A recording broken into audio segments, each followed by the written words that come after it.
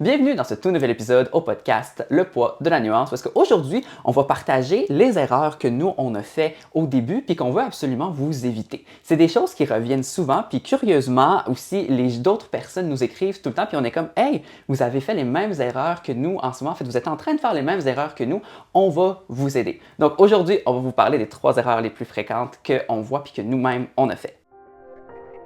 Bienvenue au tout nouvel épisode du podcast Le poids de la nuance par Kinvolve Fitness. Ce podcast est pour tous ceux qui se sentent désinformés, désorganisés et démotivés en naviguant à travers le monde du fitness. Dans chaque épisode, la science et la pratique sont mis de l'avant, sous toutes leurs nuances, pour donner les meilleurs outils et les fondements derrière l'entraînement et la nutrition. Si tu cherches à t'investir dans ta transformation une fois pour toutes, ce podcast est pour toi. La première erreur qu'on a tous fait, puis je pense qu'on va être beaucoup à s'identifier à ça, puis c'est une erreur que moi et Simon on a fait au début, c'est de se focus vraiment juste sur l'entraînement. Puis ce que je veux dire par là, c'est pas mal, c'est juste focus sur l'entraînement et laisser de côté tout le reste. Donc tout ce que ça prend à l'extérieur de l'entraînement, donc mettons l'alimentation dans ce contexte-là. Je comprends l'idée, puis je comprends à 100% pourquoi quelqu'un ferait ça. Puis souvent, ce qui arrive, c'est qu'on se dit « Ah, ben regarde, je vais m'entraîner, c'est déjà un bon début, puis ça va être assez comme ça. » Mais la réalité, c'est que souvent, j'aime l'imager comme ça. Tu as 24 heures dans une journée, l'entraînement, c'est 1 heure, il reste quand même 23 heures. Puis, il faut prendre en considération que l'entraînement en tant que tel, c'est bien, ça va t'amener des gains. Mais si tu n'as pas le reste, tu n'auras pas de résultat. J'arrive quand même souvent à cette conclusion-là dans des communications avec certaines personnes où ils vont me dire ben j'ai pas de résultat, pourtant je m'entraîne. Je suis comme OK. Fait que déjà là, on a un bon début, la personne s'entraîne. On va commencer vraiment avec la base. Combien de grammes de protéines tu manges dans une journée? La personne est comme ben, peut-être 20. Je suis comme OK, mais concrètement, tu n'auras pas de résultat si tu ne manges pas de protéines. Fait que c'est des choses à prendre en considération que l'alimentation, c'est quelque chose qui va de pair avec l'entraînement. Parce que si tu fais juste travailler ton corps, mais tu ne lui donnes pas le carburant ou les matériaux nécessaires pour construire ce qu'il doit construire, il ne va rien construire.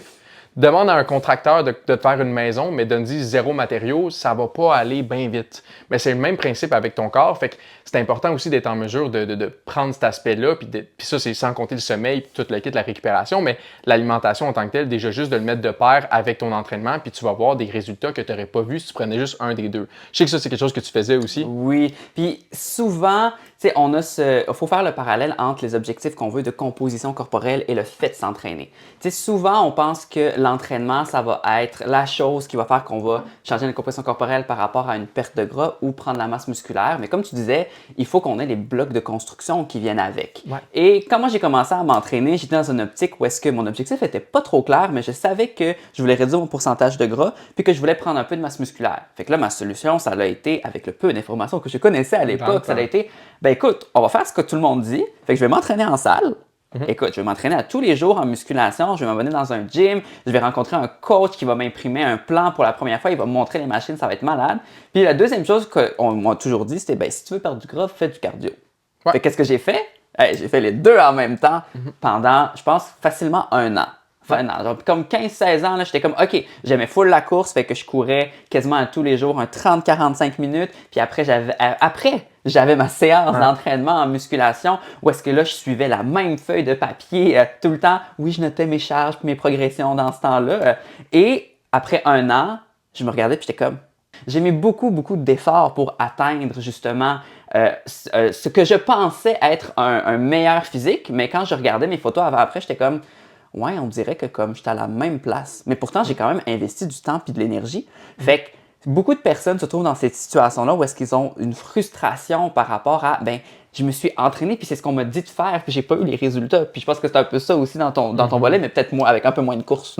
Non, ben tu sais, moi personnellement, j'avais les conceptions inverses parce que j'étais vraiment dans la grosse prise de masse puis on me disait que la course, ça tuait littéralement tes gains. C'est pas vrai non plus, mais le point c'est que, ouais, non, c'était une conception différente pour moi, mais quand même, j'avais sensiblement la même. Puis je pense que où je le vois vraiment, c'est les gens, surtout le nouvel an, parce que souvent, c'est des objectifs de remise en forme / on s'entend perte de gras. Fait que là, les gens, évidemment, comme c'est une nouvelle habitude, ils se disent OK, je vais y aller une étape à la fois, puis la première étape, ça va être de faire l'entraînement. Sauf qu'en tant que tel, ça amène énormément de frustration, comme l'a dit Simon, parce que tu t'entraînes, tu tu fais quelque chose qui, pour toi, demande un effort supplémentaire, puis tu trouves ça difficile, mais c'est pas grave parce que c'est le nouvel an, tu es motivé, puis tu vas le faire, mais tu vois pas de résultat après un mois. Fait que là, qu'est-ce qui arrive? Tu es comme, mais là, crime, je me force plus qu'en 2024, puis j'ai pas de résultat. Genre, fuck off, j'arrête. Mais le point, c'est pas ça. C'est que le point, c'est qu'il faut que tu le pairs avec l'alimentation parce que c'est tout le temps ça qui va amener des résultats. Donc, c'est pour ça que c'est important de le faire. C'est non seulement pour aller chercher des résultats, mais pour pas avoir la frustration qui est liée avec le manque de résultats. Parce qu'on s'entend que plus que tu as de résultats, plus que tu vas être adhérent. Plus que tu as de résultats, plus que tu vas être motivé à continuer. Donc, je pense que ça, c'est une erreur à prendre en considération. Tu sais, si j'avais une chose de toutes les habitudes de vie que je dirais aux gens, évidemment, bien dormir, c'est une bonne chose, mais en tant que tel, ça serait l'alimentation. Regarde ce que tu manges.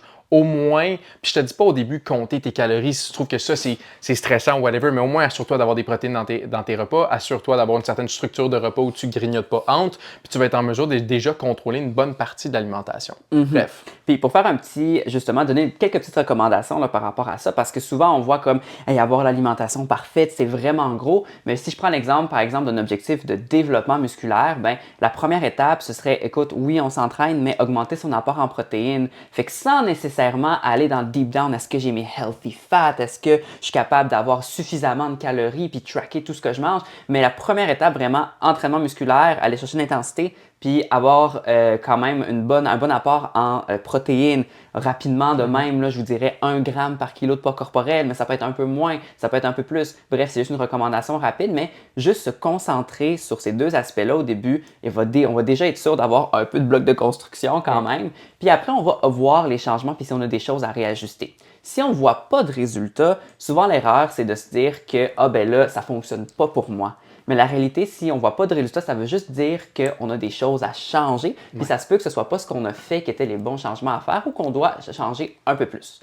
Donc, il ne faut pas mettre tous nos œufs dans le même panier puis juste aller dans l'entraînement, mais il faut vraiment être capable là, d'être honnête envers soi-même puis justement d'y aller une étape quand même à la fois. Puis pas donner, tiens, j'aime dire que souvent on a une limite de quantité d'efforts qu'on peut faire, mais pas d'aller 100% dans la nutrition. Parce que souvent, même si tu vas 100% dans la nutrition, puis tu t'entraînes pas, puis tu veux développer de la masse musculaire, on s'entend, il n'y aura pas de résultat pareil. Mais commencer avec des petites actions dans chacun des volets, justement peut-être 50% des efforts, 50% des efforts dans l'entraînement, 50% de la nutrition, bien, ça va te permettre quand même d'avoir des résultats de départ, puis ensuite évoluer. En deuxième lieu, une erreur que je sais que moi j'ai fait beaucoup plus que Simon parce que je suis encore un peu un extrémiste. C'est que dans le fond, je m'entraînais 7 jours sur 7 puis je m'entraînais potentiellement 2 heures, 2 heures et demie de temps aussi au gym. Et donc, évidemment, pas de repos, pas de récupération, tu t'entraînes non-stop. Je sais que ça, c'est quelque chose que moi je faisais énormément puis jusqu'à quand même longtemps, j'avais cette méthode-là de m'entraîner super longtemps.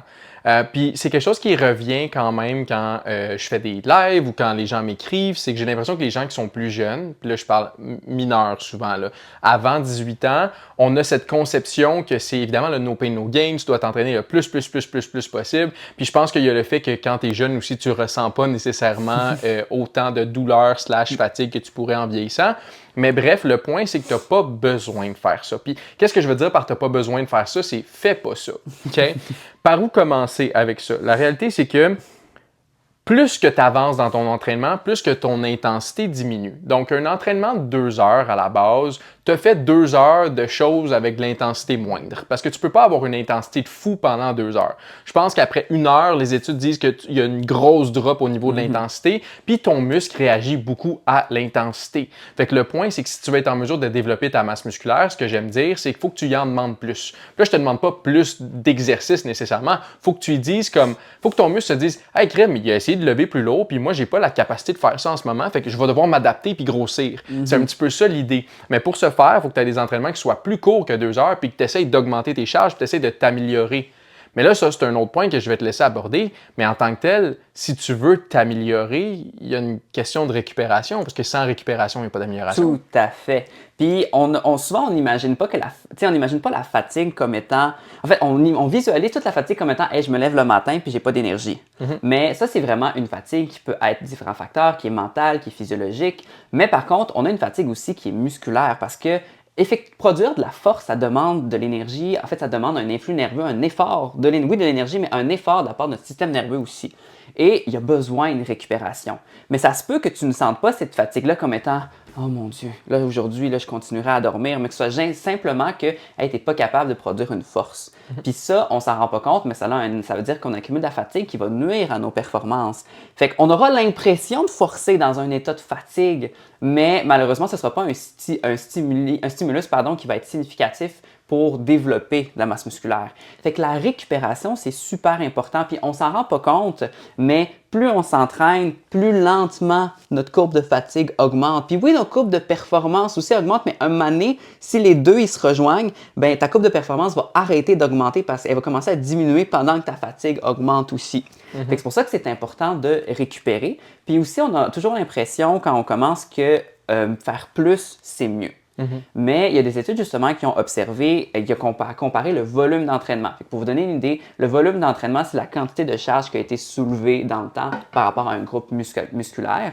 Et souvent, on pense que plus de volume, on va toujours avoir des gains puis des adaptations. Par contre, on a observé qu'après une certaine quantité de séries par groupe musculaire, bien, il y a un déclin au niveau des adaptations. Fait qu'on va perdre d'une certaine manière nos gains en masse musculaire parce qu'on s'est trop entraîné. Nos muscles, justement, n'étaient plus aptes à s'adapter au-delà de ça. Puis ça a eu un impact négatif sur la croissance musculaire. Fait que more is not always better. Vraiment. Fait que souvent, on veut en faire plus. Fait que là, ça peut être au niveau de la durée, ça peut être au niveau de la quantité d'exercices, comme hey, une journée, je veux vraiment développer mes pectoraux, ben je vais faire comme 10 exercices de pectoraux, 3 séries chacun. Et ben, c'est trop pour ton muscle. Puis c'est pas une question de toi, qu'est-ce que tu veux dans ta tête. Puis souvent, on veut pousser notre corps là, dans ces derniers retranchements, mais même si toi, tu veux donner plus de volume à tes pectoraux, si tes pectoraux ne sont pas capables de produire une force, de s'adapter, de s'entraîner plus, ben, tu auras beau donner plus d'efforts. Tu vas les donner, les efforts, mais il n'y aura pas plus de résultats qui vont venir avec. Avant qu'on continue, j'ai un petit service à te demander. Si tu aimes ce genre de contenu, laisse un like ou un 5 étoiles, puis partage avec un ami qui pourrait bénéficier de ce genre d'informations-là. Qui sait, tu pourrais peut-être nous aider à remplir notre mission de rattraper les erreurs du fitness une personne à la fois. Puis je pense que tu as dit quelque chose de super important que je veux comme faire un peu de poids dessus, c'est que tu as dit on a l'impression de se donner encore à notre maximum. Puis je pense que c'est ça qui est important, puis c'est ça qui revient souvent. Parce que les gens me disent « Ouais, non, je m'entraîne cette fois, mais je reach quand même, je vais quand même aller rejoindre mon échec musculaire. » Mais l'échec musculaire, c'est pas une sensation. C'est pas un effort perçu. Ton effort perçu est peut-être à 10 sur 10, mais si ton muscle, je te donne un exemple, ton muscle, il était capable de faire, là, une semaine, il faisait une plate au bench, puis là, maintenant, tu es rendu à faire 35 au bench, mais tu te donnes au max. Mais ton muscle, il t'a prouvé qu'il était capable de faire une plate au bench, mais là, ta fatigue accumulée fait que tu n'es plus capable d'aller chercher ton une plate au bench. Fait que ton 35 de chaque barre en ce moment, c'est pas tant ce que ton muscle est capable de faire, c'est ce que tu es capable de faire avec ton niveau d'énergie, puis tu sens que tu es au maximum, mais est-ce que ton muscle est vraiment au maximum? Oui, avec ce qu'il y a en ce moment comme énergie, mais c'est pas ça le point. C'est pas une question de perception, c'est une question d'à quel point ton muscle peut s'améliorer. Puis ça, c'est super important. Puis plus que tu t'entraînes, plus que la fatigue fait en sorte que tes performances diminuent. Puis c'est là que ça commence aussi à engendrer des douleurs. Puis je veux dire, fait qu'il faut faire attention. Puis le but, à la base, c'est mieux de faire 5 entraînements semaine de 1 heure que 6, 7 de 2 heures. Ça, c'est sûr à 100%, puis ça va toujours rester vrai. Puis souvent, on entend parler de surentraînement, de overtraining. Mais une autre question, si on prend le revers de la médaille, c'est est-ce que c'est du surentraînement ou c'est de la sous-récupération? Fait que souvent, ce qui arrive, c'est que les gens atteignent cet état de surentraînement parce que justement, ils n'ont pas pris le temps de récupérer. Puis, je vais faire un parallèle justement sur la perception d'effort. C'est que souvent, quelqu'un pourrait me dire « Hey, mais je connais mes bases en entraînement et en développement musculaire, il faut que je m'entraîne proche de l'échec, etc. » Mais il y a énormément de facteurs qui vont influencer notre perception d'effort. D'un point de vue, rapidement, d'un point de vue alimentation, si on a moins de glucides, on a moins de réserves de glycogène, l'effort perçu sera supérieur que si on avait des réserves d'énergie en termes de glucides, en termes de glycogène qui étaient pleines. Si j'ai moins bien dormi, je suis de mauvaise humeur, mais ma perception d'effort, vu que c'est quelque chose qui est très subjectif, qui est perceptuel, va être supérieure. M'entraîner, ça va être difficile parce que hey, je suis fatigué, j'ai pas bien dormi, hey, parce que je suis pas d'humeur. Fait qu'on va avoir l'impression de s'entraîner super, super fort, mais ça se peut que cette journée-là où est-ce que tu étais fatigué, tu aurais dû récupérer, prendre le temps de te reposer. Puis comme une de nos coachs arrête pas de dire tout le temps, récupérer, c'est productif. Oui, 100%. Puis, exemple concret de ce que je faisais, moi, il n'y a pas trop longtemps, j'étais comme à 6 fois semaine, plus j'avais des cours de Jiu-Jitsu pendant comme 3 fois semaine environ. Fait que c'était du 9 fois semaine, puis il y a même des jours où j'en faisais 2 par jour, fait que, et l'entraînement physique, la musculation et le Jiu-Jitsu. Ça faisait concrètement que je commençais à avoir mal aux articulations. Tous mes poids diminuaient. Je dormais des nuits 10h, 10h30, 11h, puis j'étais pas levable. J'étais comme, qu'est-ce qui se passe? Je suis fatigué. Puis c'est juste que le point, c'est... Puis est-ce que j'ai eu des résultats, en fait, pendant cette période-là? Pas du tout. Parce que tous mes poids diminuaient. À chaque fois que je faisais mon entraînement, j'avais pas la tête à faire ça. J'étais fatigué. Tu sais, je veux dire, le point, là, c'est que c'est juste que la récupération, c'est beaucoup plus important qu'on le pense. Puis c'est ce qui... Moi, tu sais, je sais pas si vous avez déjà entendu ça. Moi, c'est quelque chose que j'entendais souvent quand j'étais jeune. Puis il y a quelque chose de vrai aussi là-dedans. C'est que le muscle grossit quand tu récupères. Fait que si tu récupères pas, ben le muscle, il grossit pas vraiment bien. Fait que c'est ça l'idée, puis c'est vraiment ça le principe de la deuxième erreur qu'on voulait mentionner. Je vais faire justement un parallèle parce que tu as dit quelque chose qui était super bon tantôt, puis tu as comparé justement, tu sais, une séance d'entraînement versus l'autre. Hey, tu faisais une plate au bench press la dernière fois, puis là, finalement, tu t'es entraîné, puis tu faisais juste 35 livres. Pour ceux qui ne savent pas, une plate, c'est 45 livres de chaque côté, puis 35 livres après, ben, c'est moins élevé en termes de charge. Et justement, ça nous amène à la troisième erreur qui est de ne pas surveiller notre progression, de tracker notre progression. Parce que si on y va au feeling à chaque jour, tu sais, aujourd'hui, je sens que je peux lever 35 livres, aujourd'hui, je sens que je peux être 45, bien, ça se peut que justement, on ne se rende pas compte qu'on est dans une situation où est-ce qu'on ne récupère pas assez. Et là, justement, ça peut nous dire, oh, mais là, la dernière fois, je n'ai pas vu que j'étais capable de faire 2 fois plus lourd. Puis là, aujourd'hui, faire 2 fois moins lourd, c'est encore plus taxant. Fait que suivre sa progression, tracker sa progression, c'est aussi son importance au début. Puis c'est une erreur parce que c'est quelque chose qui peut être très décourageant quand on n'a pas de données qui sont un peu plus objectives que perceptuelles. Puis, tu sais, moi, à la base, j'étais le king de ça. Tu sais, j'allais dans la salle d'entraînement, puis j'étais comme, qu'est-ce que je peux faire pendant 2 heures, puis que ça va vraiment faire mal, puis que je connais ces exercices-là. Fait que là, je faisais un peu n'importe quoi. La réalité, c'est que j'avais aucune idée de quel exercice je faisais quand je rentrais dans la salle. Déjà là, ça, c'est pas très bon. Puis j'avais aucune idée des poids que je faisais. J'ai une bonne mémoire, mais pas à ce point-là. Tu sais, le point, c'est que c'est sûr que des fois, j'étais comme, je me souviens plus exactement combien je faisais, mais il me semble que c'est ça. Fait que là, comment tu sais si tu fais plus ou tu fais moins que la semaine d'avant? Si ton but, c'est de t'améliorer, il faut que tu aies une certaine donnée objective pour voir, OK, ben la semaine passée, j'ai fait 120 livres, pourquoi je n'essaierais pas 125 cette semaine? Mais si tu n'as pas cette donnée-là, pourquoi tu essaierais 125? Probablement que tu ferais 120, puis tu te dirais, OK, la semaine prochaine, je pense que je peux faire 125. Rendu à la semaine prochaine, tu te souviens plus que tu t'es dit ça, fait que tu fais 120. Fait que tu sais, ça va limiter beaucoup ta progression si toi-même, tu calcules pas tes données objectives pour voir, bon, est-ce que je m'améliore ou pas. Puis d'un autre côté, comme Simon l'a dit, au niveau de la récupération, avoir des données objectives, ça explique certains phénomènes. Fait que si tu n'as pas de données objectives, ben de un, tu sais pas si tu es trop fatigué, tu sais pas si tu t'améliores ou pas. Tu sais, le point, c'est que c'est pour voir des tendances. C'est pas, d'une semaine à l'autre, oh mon Dieu, mon poids a descendu, fait que là, je sais pas, là, je récupère plus, il faut que je fasse de quoi. Non, d'une semaine à l'autre, ça se peut que ton poids varie, sauf que sur 1 mois, sur 2 mois, est-ce que la tendance à monte ou la tendance à descend? C'est ça qui va te permettre de voir si tu t'améliores. Puis, c'est niaiseux, mais si à chaque semaine, tu rajoutes, exemple, 2.5, tu ne pourras pas faire ça sur tous les exercices, mais mettons, même sur le leg press, tu rajoutes 2.5, tu t'assures de tracker pour rajouter tout le temps 2.5, au bout d'un an, là, tu vas avoir bien plus de résultats, tu vas lever bien plus lourd que si tu ne trackais pas, puis tu y allais à l'œil, puis des fois tu augmentais, puis des fois tu descendais. Tu sais, ton muscle a besoin de plus. Pour t'assurer qu'il ait besoin que tu lui donnes plus, il faut que tu saches ce que tu as fait la semaine d'avant. Fait que ça, c'est quelque chose que les gens ont tendance à avoir comme de pas faire. Puis je comprends, parce que même moi, je m'entraînais, puis pour vrai, j'en avais rien à battre, là, si je peux dire ça comme ça, tu comprends?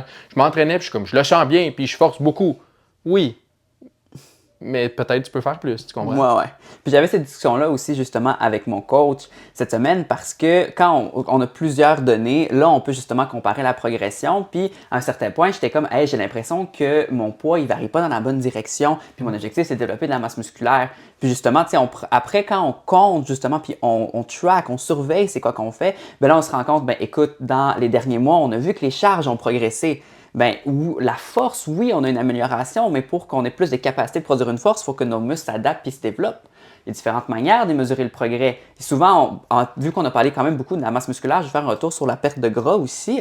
Souvent, si on ne mesure pas notre progrès, fait que ce soit la circonférence de taille, que ce soit des photos visuelles, que ce soit le poids aussi, ben c'est difficile d'évaluer c'est quoi qu'on fait aussi qui n'est pas correct ou qu'est-ce qui est bon.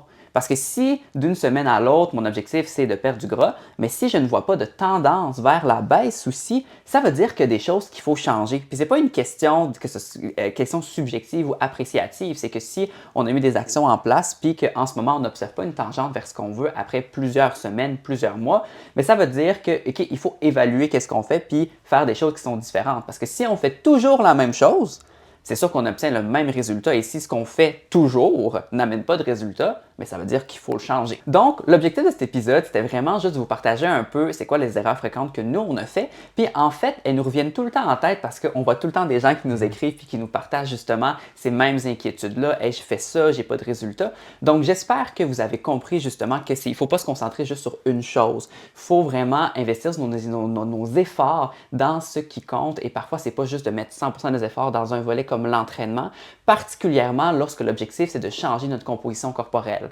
Oui, on veut donner de l'intensité, mais on doit donner aussi des blocs de construction dans un contexte, par exemple, de prise de masse. Il faut faire attention justement à la récupération parce que la récupération, c'est productif, je le rappelle, et une bonne manière de mesurer nos progrès, c'est d'avoir des données qui sont objectives, donc de tracker notre progression. Si vous avez des questions par rapport à ça, n'hésitez pas à nous écrire sur Instagram. Vous pouvez écrire directement à coachj.knvl ou à moi-même à coachsim.knvl et ça va nous faire plaisir de vous aider, particulièrement si vous avez des questions par rapport à vos résultats. C'est ça qu'on fait à tous les jours. On évalue les actions des gens et les résultats qu'ils ont. Sur ce, on se voit la semaine prochaine.